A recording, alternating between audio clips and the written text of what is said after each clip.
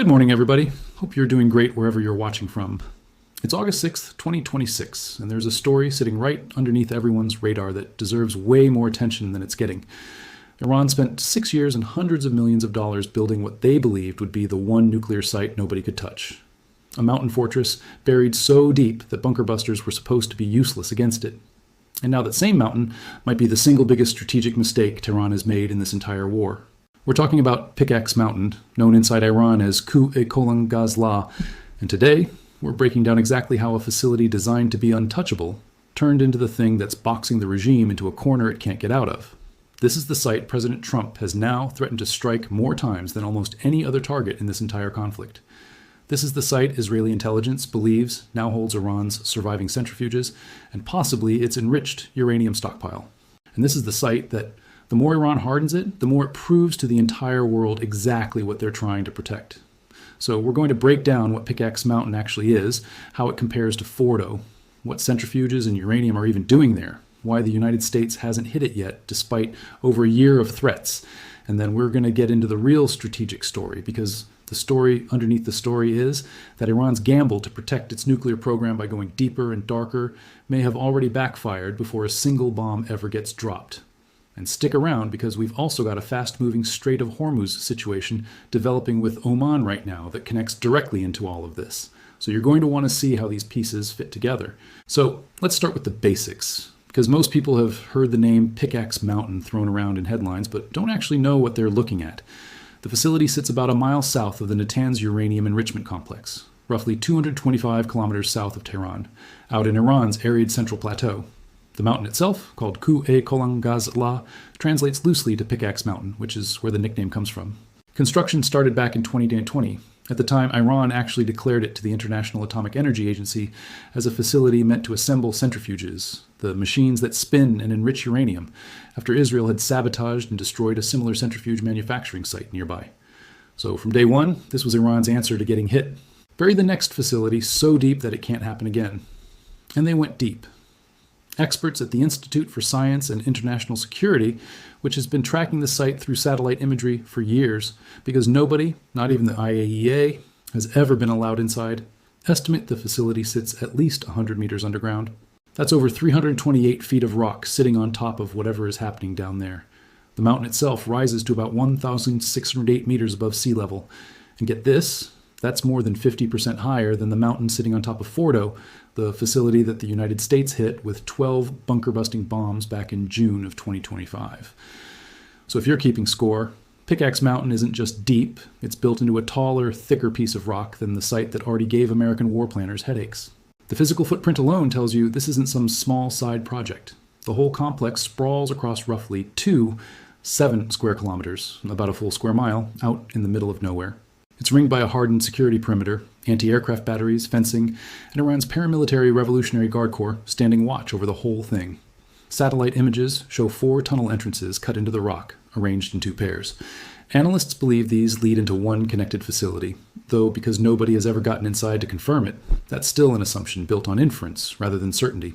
2 of those 4 tunnel portals have been reinforced even further over just the last year, with concrete headworks added on top to allow layers of rock, soil, and concrete to be piled over the entrances. In plain terms, Iran isn't done building. Even as bombs have been falling on other parts of the country, construction crews have kept working around the clock to make Pickaxe Mountain harder to crack.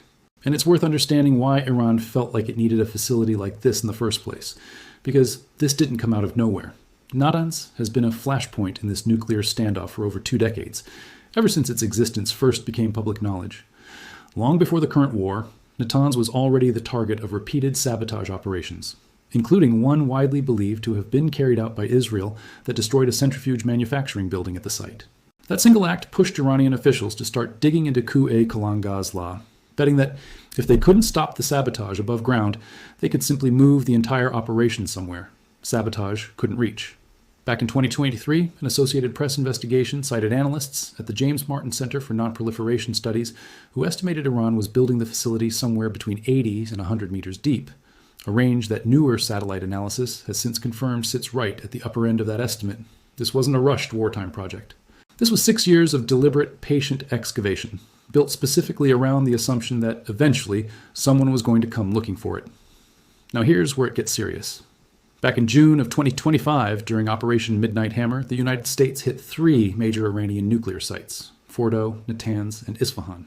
All 3 took direct hits from massive ordnance penetrators, 30,000-pound bunker-busting bombs designed specifically to punch through hardened underground targets.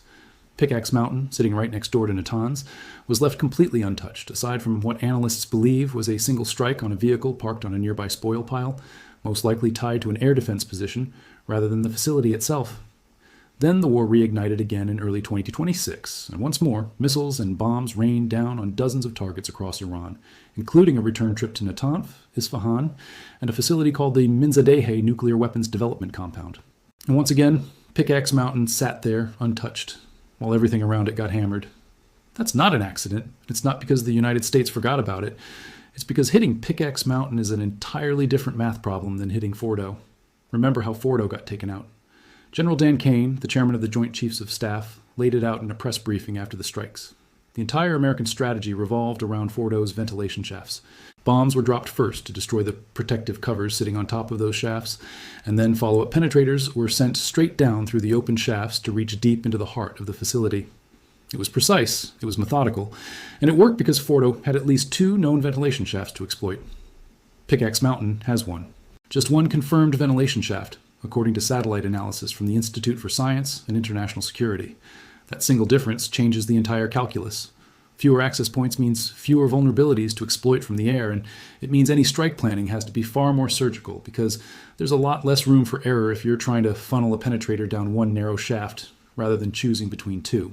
Add in the height difference, more than 50% taller than Fordow's mountain, and you start to understand why American military planners have been far more cautious about pulling the trigger on this one, even with the president publicly threatening to hit it for over a year now, and Trump has been vocal about it, almost strangely so for a target that hasn't been struck.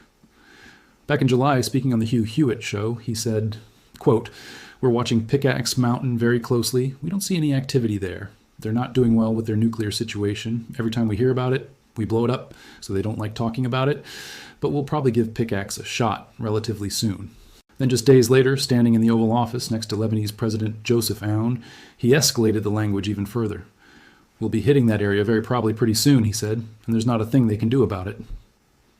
Iran's military command responded almost immediately, warning that any American strike on its nuclear facilities would be treated as an expansion of the war across the entire region. But here's the detail that actually matters more than the threats themselves. Around the same time these warnings were escalating, the Wall Street Journal reported that Israeli intelligence assessed Iran had transferred centrifuges, the machines used to enrich uranium, into Pickaxe Mountain sometime last fall. When reporters asked Trump directly whether he believed that report, he didn't deny it. He said Iran, quote, "may have moved the centrifuges there, but we don't have it on record," before adding, "maybe this one they have, right? But it's okay. It doesn't mean anything unless they have the material."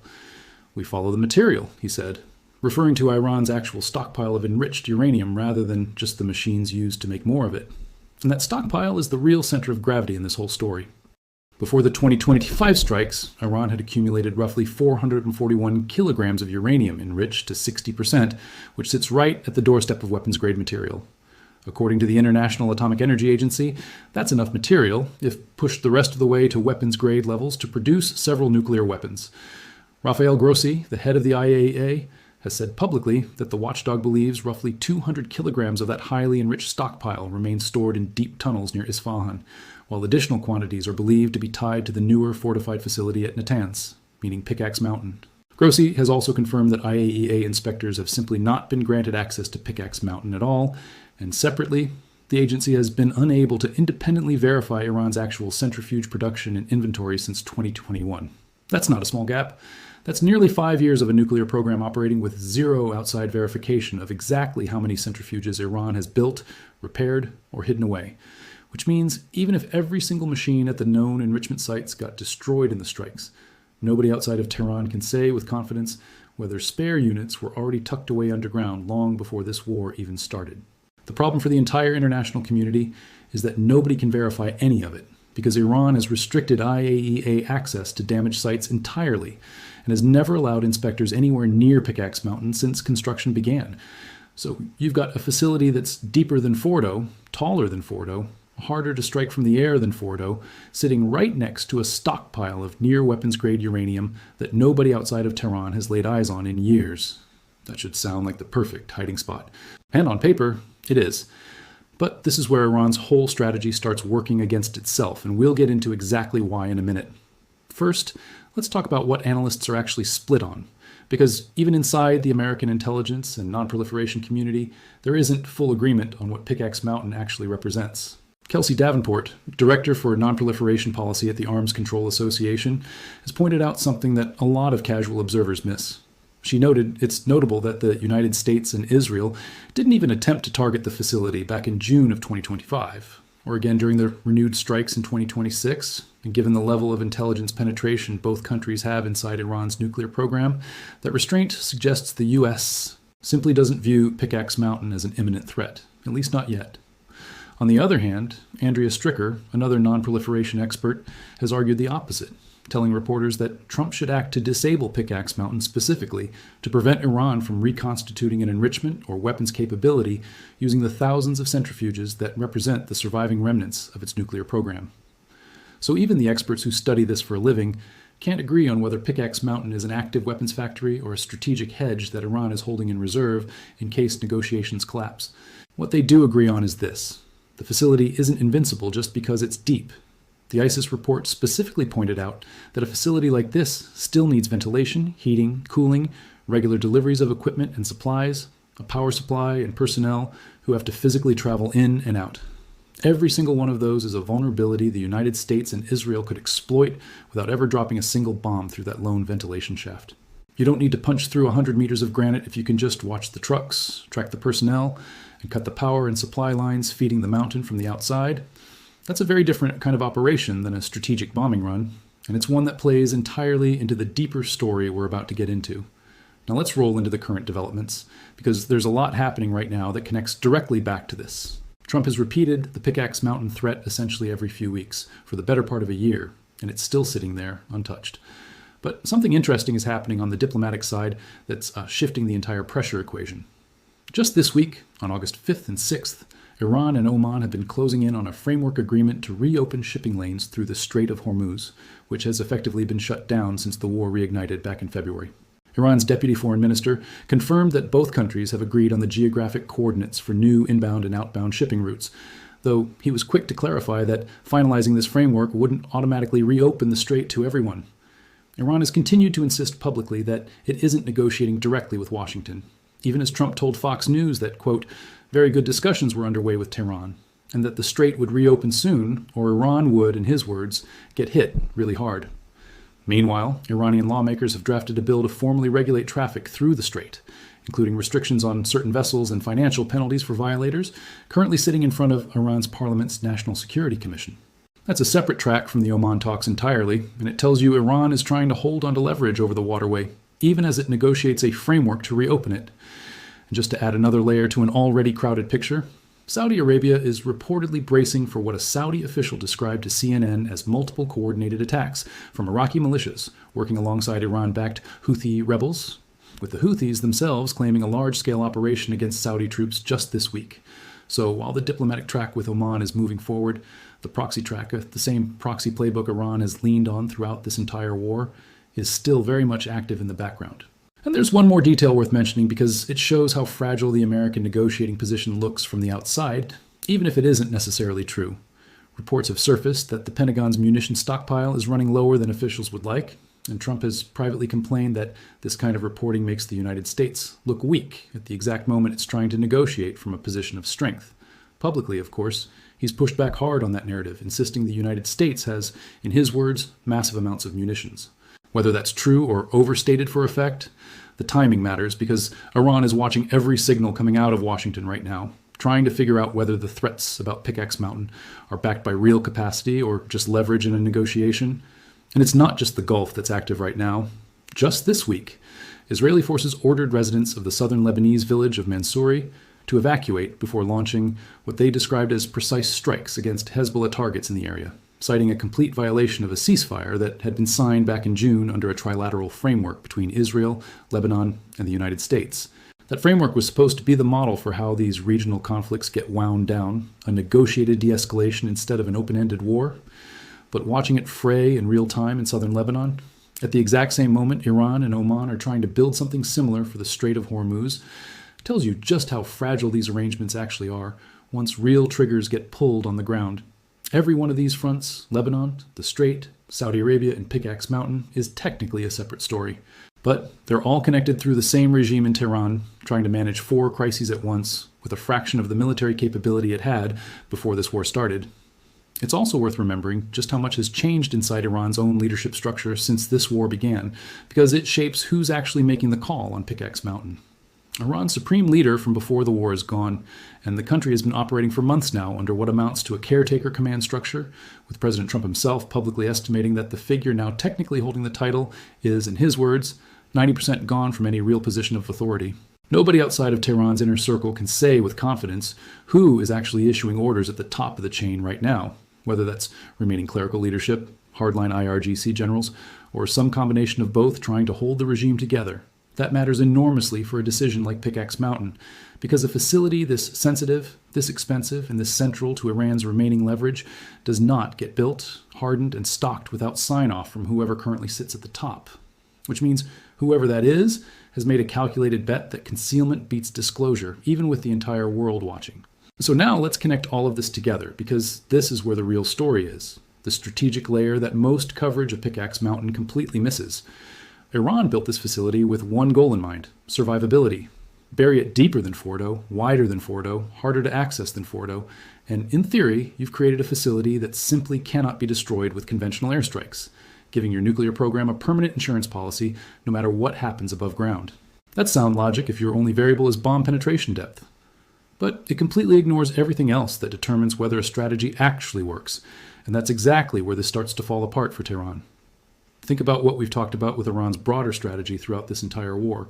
Their whole doctrine, especially after their integrated air defenses, their S-300 batteries, their larger surface-to-air missile systems, all got dismantled piece by piece, has been to go passive, dispersed, and disposable. Spread your assets out. Don't give the enemy one single point to target. Make your proxies scattered enough across Iraq, across Yemen, across shipping lanes in the Strait, that no single strike can end the threat. That's smart doctrine when you're fighting an enemy with total air superiority, but Pickaxe Mountain does the exact opposite. Instead of dispersing Iran's most sensitive nuclear assets, the centrifuges, potentially the enriched uranium stockpile itself, Iran concentrated them into one single hardened location. They took their crown jewels and put them all in one basket, just a very deep, very expensive basket. And that decision creates a problem that no amount of concrete and rock can solve. A dispersed threat, like man-portable missiles scattered across a country, forces an enemy to spend enormous resources trying to find and neutralize dozens or hundreds of individual targets. A concentrated target, no matter how deep it's buried, is still just one target.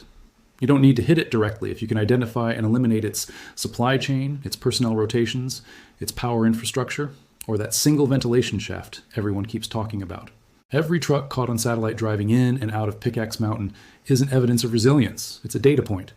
Every reinforcement poured over a tunnel entrance isn't proof of invincibility, it's confirmation of exactly where Iran doesn't want anyone looking. You cannot build the most closely watched facility in the Middle East and expect that scrutiny to work in your favor. Compare that to how Iran has actually managed to keep the United States guessing everywhere else in this war. Nobody could say for certain who launched the drone that hit that floating storage vessel earlier this year. Nobody could immediately prove which actor was behind a cyber attack on infrastructure halfway around the world. That uncertainty is exactly what buys Iran time, because you can't retaliate decisively against a threat you can't fully attribute. Pickaxe Mountain has none of that protection. It has a fixed set of coordinates that haven't moved in 6 years. It has a name that Trump says out loud in interviews. It has satellite photographs published in major newspapers on a near-weekly basis. There is no plausible deniability available for a mountain. That's the trap Iran built for itself, and it's one that gets worse the longer this war drags on. Every other asset in Tehran's playbook, the shoulder-fired missiles, the shadow fleet, the proxy militias operating in Iraq and Yemen, gets more effective the more it's dispersed and the harder it is to pin down. Pickaxe Mountain gets more dangerous to Iran the longer it sits there because, unlike a scattered arsenal, a single fixed facility doesn't benefit from time. It just accumulates more satellite passes, more intelligence reports, more diplomatic pressure, and more reasons for Washington to eventually decide the ambiguity itself is the threat, whether or not weapons-grade material is confirmed to be inside. And here's the part that really exposes the miscalculation. By restricting IAEA access to Pickaxe Mountain entirely, while simultaneously letting satellite imagery show construction crews actively expanding tunnel entrances and reinforcing headworks, Iran has done more to convince the world something is being hidden there than any single piece of intelligence reporting ever could. If this really were just a peaceful centrifuge assembly site, as Tehran has claimed since construction began back in 2020, there would be no reason to block inspectors while simultaneously hardening the site against airstrikes. You don't reinforce a facility against 30,000-pound bunker-busting bombs if you're worried about nothing more than industrial sabotage. The construction itself is a confession, whether Iran intends it to be or not. And this is where you have to give credit to how patient the American and Israeli intelligence services have actually been about this. Analysts have picked apart nearly every square meter of that mountain, using nothing but commercial satellite imagery from companies like Vantor, tracking new spoil piles, new security walls, new concrete headworks poured over tunnel entrances, all without a single inspector ever setting foot inside. That's remarkable technical patience for a target that keeps getting publicly threatened. It tells you that whoever is planning the actual military side of this equation isn't rushing into a strike just because the president keeps talking about one. They're building a complete picture first, mapping the ventilation, the power lines, the delivery routes, everything ISIS pointed out as a vulnerability, before ever committing to an operation that only gets one real shot at success. Every additional month Iran spends reinforcing that mountain is another month American and Israeli analysts spend learning exactly how it's built. So think about the position this puts the regime in. Every time Trump repeats his threat to hit Pickaxe Mountain, and he's now done it more times than almost any other target in this war, it keeps global attention locked onto the one place Iran was trying hardest to keep out of the spotlight. Every satellite pass from a company like Vantor generates new headlines, new questions, new pressure on the IAEA to demand access. Every diplomatic conversation about reopening the Strait of Hormuz now happens under the shadow of an unresolved nuclear question that Iran cannot simply negotiate away, because you can't negotiate the location of a facility that already exists 100 meters under a mountain. Iran wanted a nuclear insurance policy. What they built instead is the single biggest point of leverage the United States currently holds over the entire negotiating table, because as long as Pickaxe Mountain sits there unresolved, no framework with Oman, no shipping agreement, no ceasefire extension fully closes the book on this war. It just delays the next chapter. And there's a deeper irony sitting underneath all of this that connects right back to the proxy doctrine we've talked about before on this channel. Iran has spent years mastering the art of deniability. Send the weapons through a shell company, fund the militia without putting your fingerprints on the trigger, let a drone hit a target, and let the world guess who launched it. That strategy works because it's built on ambiguity, and ambiguity is Iran's best weapon against a conventionally superior military. Pickaxe Mountain throws all of that away. There's no ambiguity about who built it, who's hardening it, or who's blocking inspectors from walking through the front door. It's the single most exposed, most publicly documented, most heavily scrutinized project Iran currently has running, sitting right in the middle of a war where everything else Tehran does is designed to hide in the shadows. They built the one asset that can't hide, to protect the one thing they need to hide the most. Now, does that mean a strike is guaranteed or even imminent? Not necessarily, and that's an honest point worth making. The current diplomatic momentum with Oman, the ongoing framework negotiations to reopen the strait, and even Trump's own comments about very good discussions happening with Tehran, all suggest there's still a real possibility this gets resolved through pressure rather than penetrator bombs. Trump himself has said repeatedly that his first choice is a negotiated outcome rather than renewed strikes, telling Fox News just this week that the hard hit is yet to come, and hopefully we won't have to use it. That's a meaningful signal. A regime backed into a corner with one card left to play sometimes folds rather than doubling down, especially when its economy, its shipping lanes, and its remaining military infrastructure have already taken as much punishment as Iran's has over the last year and a half. But here's what won't change regardless of how the diplomacy plays out. Iran gambled that depth alone would guarantee survivability, and in doing so, they built the single most obvious high-value target of the entire war, sitting exposed under a spotlight of their own making. Whether Pickaxe Mountain ever takes a direct hit or not, the strategy behind it has already produced the opposite of what Tehran wanted. Instead of quietly rebuilding a nuclear hedge in the shadows, they've handed the United States, Israel, and the IAEA a permanent point of leverage that will follow every future negotiation for as long as that mountain exists. That's not a fortress. That's a liability with really good concrete. So that's where things stand right now with Pickaxe Mountain, and honestly, this is one of those stories that's going to keep developing fast, especially with the Hormuz framework moving forward this week and Trump's threats showing no sign of slowing down. One more thing worth sitting with before we wrap this up. Wars like this one rarely end with a single dramatic strike that settles everything. They end with exactly this kind of slow squeeze, pressure applied on multiple fronts at once until one side runs out of room to maneuver. Iran is currently negotiating shipping routes with Oman because its economy can't survive an indefinitely closed strait. It's fending off accusations over drones and cyber attacks it will never officially claim. It's watching its proxy network in Lebanon get hit again despite a signed ceasefire. And sitting in the middle of all of it is one publicly documented mountain that the entire world is watching, waiting to see whether it's a bluff, a genuine weapons program, or simply the last card a weakened regime has left to hold onto any leverage at the table. Whichever it turns out to be, the fact that Iran has to keep defending, reinforcing, and explaining away a facility it swore for years was purely peaceful tells you almost everything you need to know about how this gamble has actually played out so far. If you found this breakdown useful, drop a like. It genuinely helps push videos like this out to more people who are trying to actually understand what's happening over there instead of just seeing a headline scroll by. And let me know down in the comments, do you think Iran actually believes this facility is safe? Or is this just the regime's last piece of leverage before the whole program gets negotiated away? I'd love to hear what you think. If you're new here, go ahead and subscribe, because we're going to be tracking exactly how this plays out, whether that's a strike, a deal, or Iran finding some new way to drag this thing out even longer. And if you know somebody who's been trying to make sense of everything going on with Iran right now, send this their way. It'll save them a lot of doom scrolling. Thanks so much for watching, and we'll see you in the next one.